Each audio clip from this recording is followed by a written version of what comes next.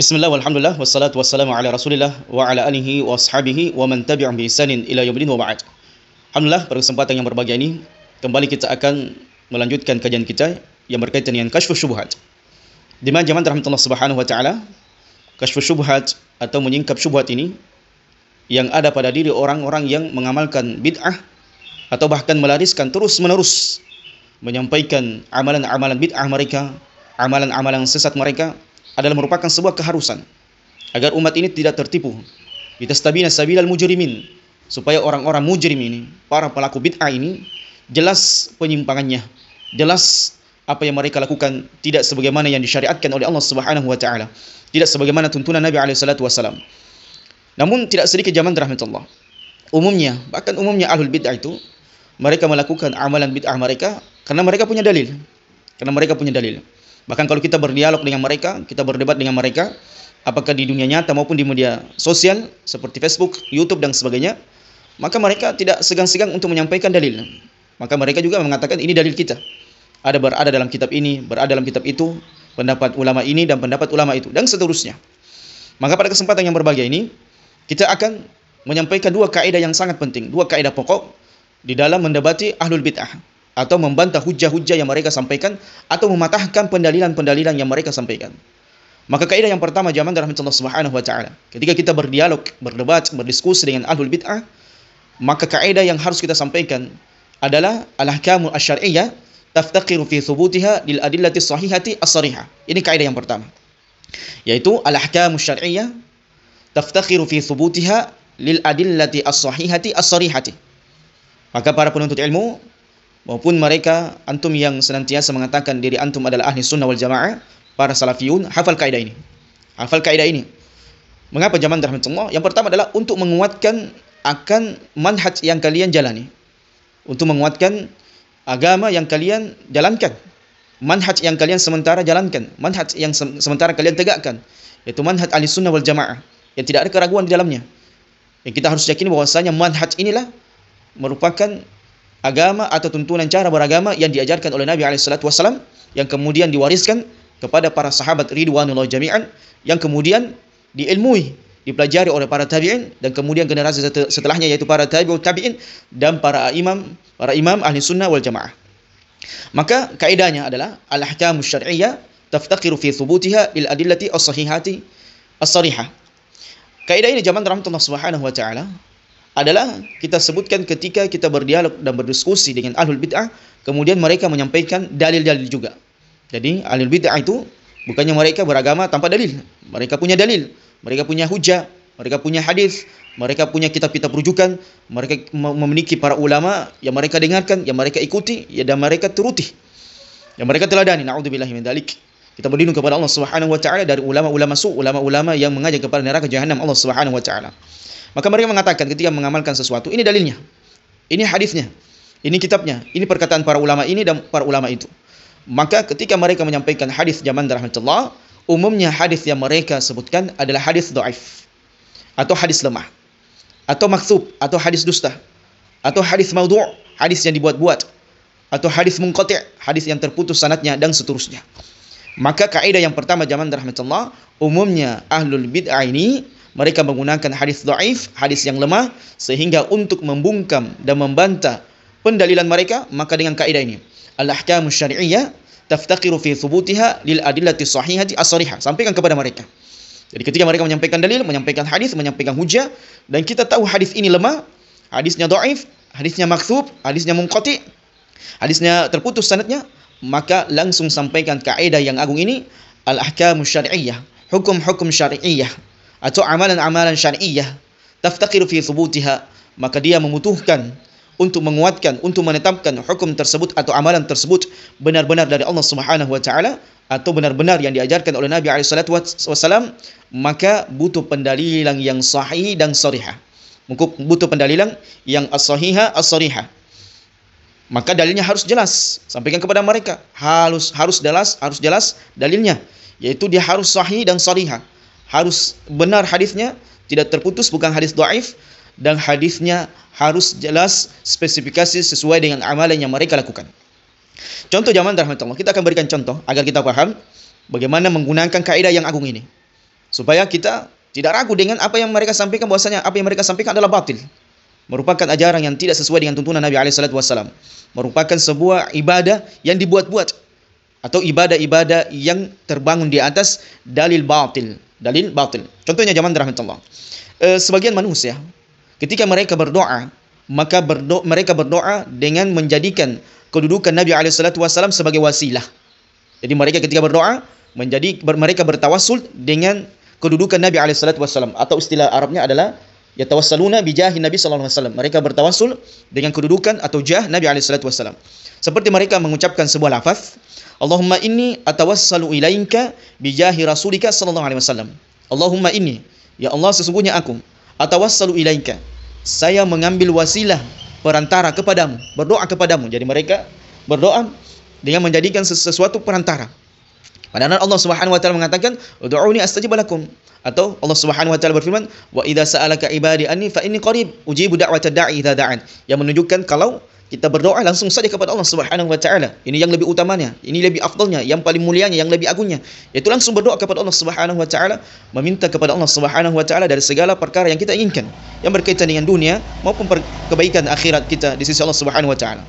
Maka mereka mengatakan, Allahumma inni atawassalu ilaika bijahi rasulika sallallahu alaihi wasallam. Ya Allah, saya berdoa kepadamu dengan menjadikan wasilah kedudukan nabimu, yaitu kedudukan Rasulmu sallallahu alaihi wasallam. Maka kata para ulama, maka lafaz seperti ini atau doa seperti ini ketika berdoa adalah merupakan lafaz bid'ah atau doa yang tidak pernah diajarkan oleh Nabi SAW dan juga tidak pernah diamalkan oleh para sahabat ridwanullah jami'an. Jadi zaman rahmatullah tidak ada satupun athar dari sahabat ridwanullah jami'an atau nukilan-nukilan dari para sahabat ridwanullah jami'an mereka kalau berdoa menyebutkan doa yang seperti ini. Allahumma inni atawassalu ilaika bijahi rasulika sallallahu alaihi wasallam. Sebab zaman rahmatullah subhanahu wa ta'ala, lafaz-lafaz doa yang kita sampaikan, yang kita panjatkan di sisi Allah Subhanahu wa taala, maka jangan sampai di dalamnya ada kesyirikan. Dan jangan sampai di dalamnya ada amalan-amalan yang tidak sesuai dengan haknya Nabi SAW. Taib, kita memuliakan Nabi SAW, namun mengagung-agungkan Nabi SAW melebihi kadar yang Allah Subhanahu wa taala tetapkan bagi hambanya, bagi umatnya Nabi SAW, maka ini adalah merupakan sifat guluh, sifat berlebih-lebihan terhadap Nabi SAW. Sebagaimana Yahudi dan Nasara, mereka berlebih-lebihan terhadap Nabi dan Rasul mereka. Mereka berlebih-lebihan terhadap orang-orang soleh di antara mereka. Bahkan mereka menyembah Nabi mereka, orang-orang soleh di antara mereka. Maka kata para ulama, doa seperti ini adalah doa yang bid'ah, doa yang tidak diajarkan oleh Nabi SAW. Tidak ada satupun sahabat ridwanullah jami'an yang menyebutkan lafaz berwasilah tawassul seperti ini. Kemudian ahlul bid'ah mengatakan, ada hadisnya. Tunggu dulu, ada hadisnya. Ya, lafaz seperti ini ada hadisnya. Apa yang kami ucapkan, apa yang kami doakan, apa yang kami panjatkan di sisi Allah Subhanahu wa taala punya pendalilan, punya hujah, punya hadis. Hadisnya apa? Mereka menyebutkan kemudian hadis. Ya, kita sebutkan hadisnya. Mereka mengatakan, "Idza sa'altumullah fas'aluhu bijahi fa inna jahi 'indallah al-'azim." Ini hadisnya mereka. Jadi mereka mengatakan, tunggu dulu. Jangan mengatakan bid'ah. Jangan setiap bid'ah dan seterusnya. Maka mereka kemudian menyebutkan sebuah hadis. Kita terjemahkan, "Idza sa'altumullah." Apabila engkau meminta kepada Allah Subhanahu wa taala, fas'aluhu bijahi, maka mintalah kepada Allah Subhanahu wa taala dengan menjadikan wasilah kedudukanku. Jadi kita meminta seperti kedudukan Nabi SAW. Fa inna jahi 'indallah al-'azim. Sebab kedudukanku, kata Nabi SAW, disebutkan dalam hadis ini, ya bukan kata Nabi SAW, tapi dalam hadis ini yang mereka nukilkan, fa inna jahi 'indallah al-'azim. Sebab kedudukanku di sisi Allah Subhanahu wa taala itu agung. Maka ini hadisnya zaman rahmatullah. Namun hadis ini zaman rahmatullah adalah hadis batil. Hadis dhaif, hadis munkar yang tidak sahih sampai kepada Nabi SAW. Sehingga kita ketika mereka membaca dalil ini, maka kita mengatakan al-ahkamus syar'iyyah taftaqiru fi thubutiha lil adillati as-sahihati as-sarihati. Maka apa yang mereka lakukan adalah sebuah pensyariatan, sebuah amalan yang mereka sangka ini adalah sebuah syariat. Ingat zaman rahmatullah, ketika ada seseorang mengamalkan sesuatu, apakah berupa zikir, berupa doa, berupa ibadah-ibadah yang lainnya, maka sama halnya mereka mengatakan ini ada syariatnya, ini ada tuntunannya dan Nabi SAW, ini ada pendalilannya. Maka sampaikan dengan kaidah yang agung ini, al-ahkamus syar'iyyah taftaqiru fi thubutiha lil adillati sahihati as-sarihah. Maka hukum-hukum syariat, amalan-amalan yang berkaitan dengan syariat atau amalan syar'i itu membutuhkan dalil yang sahih dan sharihah, dalil yang benar, dalil yang tidak dhaif, dalil yang sahih dan Nabi alaihi salatu wasallam sampai kepada Nabi alaihi salatu wasallam, dan as-sharihah, dan dalilnya harus jelas. Ini kaidah zaman rahmatullah. Maka untuk membungkam, mematahkan pendalilan-pendalilan ahlul bid'ah, maka dengan kaidah yang agung ini, maka hafal zaman rahmatullah. Maka katakan kepada mereka, sungguh apa yang kau lakukan adalah merupakan amalan yang hadisnya dhaif dan hadisnya tidak jelas, hadisnya batil. Sementara di dalam hukum syariat, maka ketika kita menentukan sebuah amalan syariat atau melakukan sebuah amalan syariat, maka tidak boleh melakukan amalan tersebut sampai ada dalilnya yang sahih dan sharihah. Kemudian contoh yang kedua zaman rahmatullah. Contoh yang kedua yang kita sampaikan, ini banyak sebenarnya contoh amalan-amalan bid'ah, namun kita tidak membahas dan menjelaskan semuanya karena banyak amalan-amalan bid'ah. Namun dengan kaidah ini, maka insyaallah taala akan membungkam dan membuat ahlul bid'ah itu tidak berani menghadapi Anda, insyaallah taala. Contoh yang kedua zaman rahmatullah, yaitu mengkhususkan ziarah ke makam Rasulullah sallallahu alaihi wasallam. Di antara manusia benar-benar melakukan sebuah amalan, yaitu mereka menziarahi Nabi alaihi salatu, makam Nabi sallallahu alaihi wasallam, kuburan Nabi alaihi salatu wasallam di waktu yang khusus, di waktu yang khusus. Dan kebanyakan orang-orang yang melakukan hal seperti ini adalah kuburiyun. Jadi kuburiyun ini pengagum kuburan, amalan-amalan bid'ah di kuburan. Di antara amalan mereka adalah mengkhususkan ziarah makam Nabi alaihi salatu wasallam. Maka zaman rahmatullah, tidak boleh seseorang itu la tashuddu rihal illa bi thalathati masajid. Seseorang itu tidak boleh berpayah-payahan mengorbankan tenaganya, hartanya dalam rangka mengunjungi sebuah tempat kecuali 3 masjid saja, yaitu Masjid Nabawi, Masjidil Haram, dan Masjidil Aqsa. Adapun kalau manusia itu di luar Masjidil Haram atau Masjid Nabawi, kemudian mereka berpayah-payahan mengorbankan harta, tenaga, bahkan niat mereka untuk umroh adalah untuk menziarahi makam Nabi alaihi salatu wasallam, maka ini tidak diperbolehkan. Maka ini tidak diperbolehkan zaman dari rahmatullah subhanahu wa ta'ala. Adapun kata para ulama, orang-orang yang berada di Masjid Nabawi yang menziarahi makam Nabi alaihi salatu wasallam dengan keumuman hadis zurul kubur fa innaha tudzakkirukumul maut, ziarahlah kubur karena hal tersebut mengingatkan kalian dengan kematian, maka ini tidak mengapa. Kata para ulama, tidak mengapa. Atau ada orang yang melaksanakan ibadah umrah, kemudian setelah itu dia memberi salam kepada makam Nabi alaihi salatu wasallam, kemudian makamnya Abu Bakar dan Umar, maka juga tidak mengapa. Namun mengkhususkan di waktu-waktu tertentu, pada saat-saat tertentu, pada momen tertentu, menziarahi makam Nabi alaihi salatu wasallam, mengeluarkan tenaga, mengeluarkan energi dari jarak yang jauh, maka ini tidak diperbolehkan zaman rahmatullah subhanahu wa ta'ala. Namun sekali lagi mereka punya dalil juga. Ya, mereka punya dalil. Dia mengatakan, "Loh, amalan kami ada dalilnya. Apa yang kami lakukan ada dalilnya." Dan mereka menukilkan dalil. Di mana mereka mengatakan, Nabi alaihi salatu wasallam bersabda, "Man zara qabri wa qabra Abi Ibrahim fi 'amin dhamamtu lahu al-jannah." Baik, masyaallah. Ini adalah dalil mereka. Bahkan tidak sedikit di antara mereka berani menjual barang-barang mereka demi menziarahi makam Nabi alaihi salatu wasallam. Ya, semangat mereka menziarahi makam Nabi alaihi salatu wasallam. Mereka mengatakan dalam nukilan sebuah hadis, "Man zara qabri," siapa yang menziarahi kuburanku, "wa qabra Abi Ibrahim," dan menziarahi bapakku Ibrahim, "fi 'amin," dalam setahun. Masyaallah, subhanallah, dalam setahun. "Damamtu lahu al-jannah," maka saya menjamin untuknya surga. Maka ini kata mereka, ini hadisnya. Jadi jangan mereka kemudian mengatakan jangan sedikit bid'ah, amalan kita bid'ah, ini syirik, ini bid'ah, ini fil nar, dan seterusnya. Dan kemudian hadisnya lagi. Jadi mereka menukilkan hadis, siapa yang berhaji dan ia tidak menziarahiku, kata kenukilan hadis ini, maka ia telah mengabaikan aku. Maka ia telah mengabaikan aku. Maka zaman rahmatullah subhanahu wa ta'ala, dua hadis ini dikuatkan oleh Asy-Syubki di dalam kitabnya Syifa'ul Uwam. Jadi di antara ulama yang menguatkan dua hadis ini adalah Imam Asy-Syubki, Imam Syubki di dalam kitabnya Syifa'ul Uwam. Namun alhamdulillah telah dibantah dan diluruskan oleh Imam Ibnu Abdul Hadi di dalam kitabnya As-Sarim Al-Munki fi Raddi 'ala Syubki. Jadi inilah di antara keutamaan para ulama. Ketika ada ulama yang lainnya yang mengarang sebuah kitab atau menetapkan sebuah hukum, maka ulama yang lainnya akan meng-cross-check hukum-hukum yang apa yang mereka sebutkan ulama yang lainnya, sehingga terjadi di tengah-tengah mereka kajian ilmiah. Dan ini adalah merupakan haknya para ulama kita. Mereka kemudian senantiasa menukilkan dan menjelaskan kepada kita mana amalan yang sesuai dengan sunnah Nabi SAW dan mana amalan yang tidak sesuai dengan sunnah Nabi SAW. Mereka selalu kritis. Jadi alhamdulillah para ulama-ulama ahli sunnah wal jamaah dari masa ke masa senantiasa menjelaskan kepada umat mana amalan-amalan yang sesuai dengan tuntunan Nabi SAW dan mana amalan-amalan yang dibuat-buat atau amalan bid'ah yang tidak ada sumber pendalilannya. Walaupun ada dalilnya, maka pasti dalilnya batil. Maka zaman rahmatullah subhanahu wa ta'ala, kedua hadis yang disebutkan tadi, maka para ulama mengatakan hadisnya batil, hadisnya lemah. Bahkan para ulama membuat sebuah kaidah yang sangat agung lagi. Inilah keutamaan para ulama kita. Sehingga Allah Subhanahu wa taala mengatakan fas'alu ahla dzikri in kuntum la ta'lamun. Bertanyalah kalian kepada ahlul ilmi, yang benar-benar di atas Quran dan sunnah Nabi alaihi salatu wasallam. Jangan dikatakan ulama namun tidak memahami akidah Ahlussunnah wal Jamaah dengan baik. Ya, jangan mengatakan, si fulan ulama, naudzubillah min dzalik. Di Indonesia ini mudah sekali orang menjadi ulama. Hanya bergelar titel profesor, doktor dan sebagainya, atau dia pandai berbicara, atau dia pandai berbuat syubhat, sudah dikatakan ulama. Naudzubillah min dzalik, zaman rahmatullah. Standar ulama itu sangat tinggi zaman rahmatullah, sangat besar, sangat agung di sisi Allah Subhanahu wa taala.